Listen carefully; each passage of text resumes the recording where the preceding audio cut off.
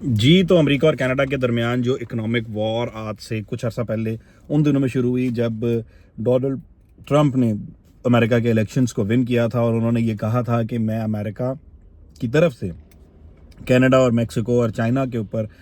Economic tariffs लगाऊंगा, क्योंकि illegal फेंटनिल की जो क्रॉसिंग है वो अमेरिका के अंदर कनाडा और मेक्सिको के बॉर्डर से की जा रही है और उसको नहीं रोका जा रहा है। उस वक्त ये टैरिफ का थ्रेट दिया गया। उसके बाद डोनाल्ड ट्रंप से मुलाकात की जो कनाडा के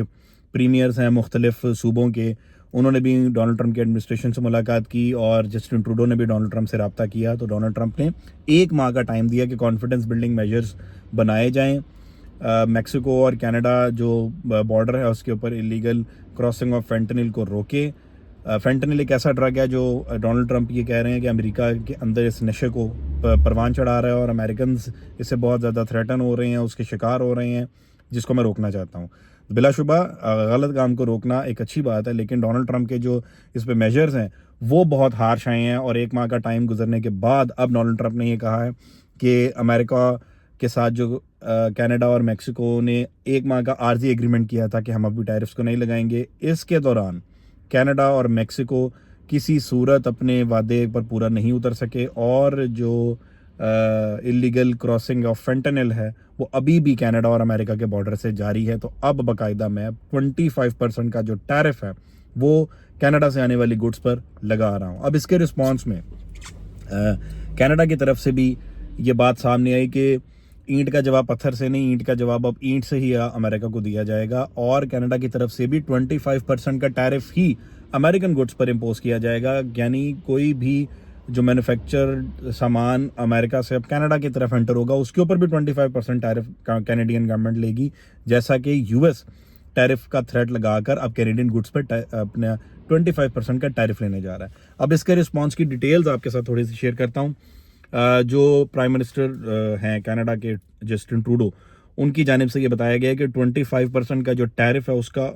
ओवरऑल जो वॉल्यूम है ट्रेड का वो कैनेडियन $155 बिलियन है, अमेरिका में वो $107 बिलियन बनते हैं और जो पाउंड्स हैं वो $84 बिलियन बनते हैं। अब जो अमेरिका से जो गुड्स कनाडा एंटर होंगी ये वो वॉल्यूम है जो अब थ्रेटन होगा अमेरिकन गुड्स पे, जिन पे अब 25% का रिस्पॉन्सिव टैरिफ लगा दिया जाएगा। अब दो जो स्टेजेस हैं इनके ऊपर ये टैरिफ लगाए जाएंगे। फर्स्ट स्टेज के अंदर जो इमीडिएटली गुड्स के ऊपर लगाया जा रहा है अब कनाडा की तरफ से वो 30 बिलियन का टैरिफ है जो फौरी तौर पर अमल दरामद हो जाएगा मुख्तलिफ गुड्स के ऊपर, और जो टैरिफ रिमेनिंग आइटम्स पे है जो $125 बिलियन की जो अमेरिकन गुड्स जो यहाँ पर एंटर होनी है वो तकरीबन 21 दिन के अंदर अंदर ये भी नाफिजुल अमल होगा और इसके ऊपर भी बाकायदा अमल दरामद शुरू हो जाएगा। अब जो फॉरेन मिनिस्टर ऑफ कनाडा हैं मेलिना जोली, उनकी तरफ से इस थ्रेट को जो टैरिफ का थ्रेट कनाडा पर लगाया गया है और बिलाशुबा कनाडा की तरफ से भी रिस्पांस दिया गया है। इसके ऊपर फॉरेन मिनिस्टर की स्टेटमेंट है कि it's an existential threat to us, मतलब कि अब सर्वाइवल की जंग है, हमारी एग्जिस्टेंस को चैलेंज किया जा रहा है क्योंकि कई मिलियन जॉब्स यहाँ पर कनाडा के अंदर इससे मुतासिर होंगी, लोग मुतासिर होंगे, लोगों की नौकरियाँ जाएंगी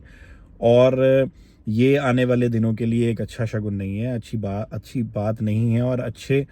ताल्लुकात जो अमेरिका और कनाडा के दरमियान थे वो भी अब बहुत ज़्यादा थ्रेटन होंगे और चैलेंज होंगे, और जब टैरिफ थ्रेट्स होंगे तो we are at a kind of war with United States, it's a kind of economic war. साथ इमिग्रेशन मिनिस्टर की तरफ से भी स्टेटमेंट आई है, उन्होंने कहा है कि around 1 million jobs are at risk, यानी 10 लाख ऐसी नौकरियां हैं जो कैनेडियंस लूज़ होने की पॉइंट पर आ चुके हैं, क्योंकि जब मैन्युफैक्चर जो यहाँ पर मैन्युफैक्चरिंग कर रहा है वो महंगी चीज़ उसको बेचनी पड़ेगी अमेरिका के अंदर। अमेरिका क्योंकि एक ग्लोबल मार्केट है और कंज्यूमर मार्केट है, तो जो मैन्युफैक्चरर्स हैं वो कनाडा से मूव करके दूसरे मुल्कों का रुख करेंगे ताकि उनको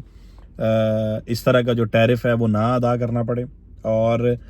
एक अच्छी प्राइस में और लोअर प्राइस के अंदर ही हम अपना जो उनकी मैन्युफैक्चरिंग इंडस्ट्री है उसको वो चलाते रहें। इस तरह जो एग्जांपल्स दी गई हैं, कुछ सेक्टर्स जो बहुत ज़्यादा मुतासिर होंगे, जैसे सबसे ज़्यादा मुतासिर होने वालों में जो सेक्टर है उसमें कार पार्ट्स हैं। अब जो रिसर्च बताती है कि कार पार्ट्स कुछ ऐसे पार्ट्स हैं गाड़ियों के बहुत कॉम्प्लेक्स पार्ट्स हैं क्योंकि टेक्नोलॉजी बहुत हाई है और कुछ टेक्नोलॉजी कनाडा के अंदर काम कर रही है, कुछ टेक्नोलॉजी अमेरिका के अंदर काम कर रही है। तो कुछ ऐसे पार्ट्स हैं जिनकी मैन्युफैक्चरिंग कनाडा के अंदर शुरू होती है और अमेरिका भेजी जाती है, और मैन्युफैक्चरिंग का इस प्रोसेस के दौरान ही उन पार्ट्स को several times between Canada and United states move किया जाता है। कुछ इसी तरह कुछ पार्ट्स ऐसे भी हैं जो अमेरिका में जिनकी प्रोडक्शन स्टार्ट होती है और उनको कनाडा भेजा जाता है और फिर वापस अमेरिका भेजा जाता है। तो अब ये बात भी सवालिया निशान है और ये बात भी परेशान कौन है सबके लिए कि क्या एक ही चीज़ पे जो मैन्युफैक्चरिंग गुड्स हैं उनके ऊपर ड्यूरिंग द प्रोडक्शन एक ही चीज़ के ऊपर मल्टीपल टाइम्स टैरिफ लगेगा, जितनी दफ़ा वो अमेरिका और कनाडा के बॉर्डर को मूव करेगा। तो आप सोचें कि एक गाड़ी का पार्ट होगा, इस तरह का कॉम्प्लेक्स पार्ट, वो कितना महंगा हो जाएगा और अल्टीमेटली गाड़ियों की जो प्राइस है वो कहाँ पर चली जाएगी। इसके अलावा जो प्रोविंशियल लीडर्स हैं कनाडा के, जितने भी प्रोविंसेस हैं, तमाम के तमाम प्रोविंसेस की तरफ से अपनी अपनी सतह पर रिस्पांस दिया गया है, लेकिन जो प्रीमियर ऑफ ओंटारियो है डग फोर्ड, उनकी तरफ से बड़ा बोल्ड रिस्पांस दिया जाता है हमेशा से, क्योंकि ओंटारियो और अमेरिका का जो बॉर्डर है वो एक इमीडिएट बॉर्डर है और बहुत ज़्यादा हॉस्टल बॉर्डर है। यहाँ से बहुत ज़्यादा लोग अमेरिका की तरफ जाते हैं और अमेरिका से बहुत ज़्यादा लोग कनाडा एंटर होते हैं ओंटारियो के बॉर्डर से। तो इसलिए जो प्रीमियर डग फोर्ड हैं उनकी तरफ से रिस्पांस भी हमेशा बहुत एक्टिव रहा है और उनकी तरफ से ये अब रिस्पांस ताज़ा तरीन दिया गया है कि अगर अमेरिका हमारे साथ ये कर रहा है तो हम भी जो इलेक्ट्रिक सप्लाईज़ कनाडा जा रही हैं, जो इलेक्ट्रिसिटी की सप्लाईज़ कनाडा की तरफ से यूएस जा रही हैं, हम इसको रोकेंगे और हम किसी सूरत माफ़ी नहीं देंगे, क्योंकि अमेरिका की तरफ से हमें माफ़ी नहीं दी जा रही। तो हम भी अब इसका पूरा रिस्पांस देंगे। साथ ही साथ जो निकल एक्सपोर्ट किया जाता है कनाडा से यूनाइटेड स्टेट्स, उसको भी रोक देंगे और निकल की जो इंडस्ट्री है वो अमेरिका के अंदर भी मुतासिर होगी। तो इसमें नुकसान दोनों पार्टियों का हो रहा है, दोनों तरफ नुकसान होगा और भरपूर नुकसान होगा। और जो डग फोर्ड का ये थ्रेट उन्होंने दिया है कि हम भी इसका रिस्पांस देंगे और जो इलेक्ट्रिसिटी सप्लाई है उसको रोकेंगे। एक प्रोजेक्शन के मुताबिक 6 मिलियन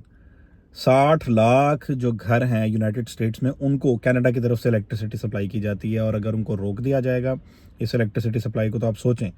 कि एक जो वहाँ की ज़रूरियात हैं इलेक्ट्रिसिटी की वो कितनी ज़्यादा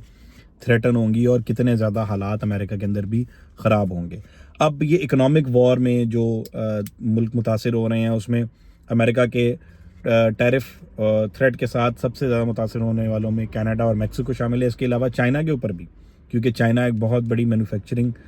मंडी है और बहुत ज़्यादा तादाद में जो गुड्स हैं वो चाइना से मैन्युफैक्चर होके अमेरिका एंटर होते हैं। तो चाइना भी अब अपने हिसाब से, अपने तौर पे, अपने फार्मूलाज के मुताबिक इसका रिस्पांस देने को तैयार है। और लम्हा फ़िक्रिया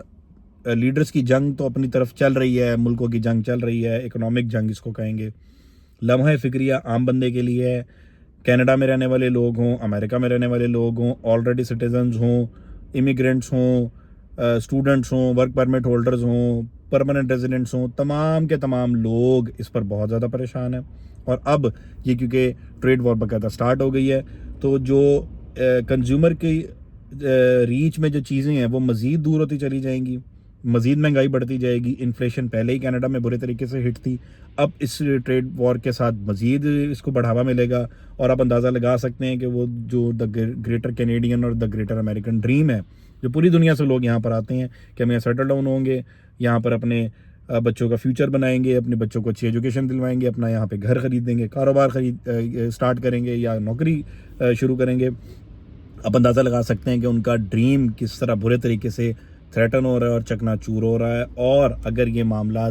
सेटल डाउन ना किए गए तो इमिग्रेंट्स के साथ साथ ऑलरेडी जो यहाँ के सिटीजन्स हैं वो भी बहुत ज़्यादा मुतासिर होंगे।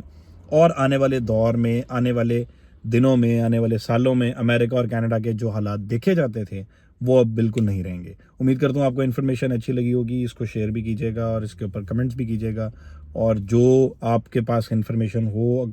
कनाडा में, अमेरिका में, मेक्सिको में, चाइना में रहने वाले लोग, वो इसके ऊपर अपने इन्फॉर्मेशन साथ कमेंट्स में शेयर कर सकते हैं ताकि आइंदा इसके ऊपर भी डिस्कशन की जा सके। बहुत शुक्रिया।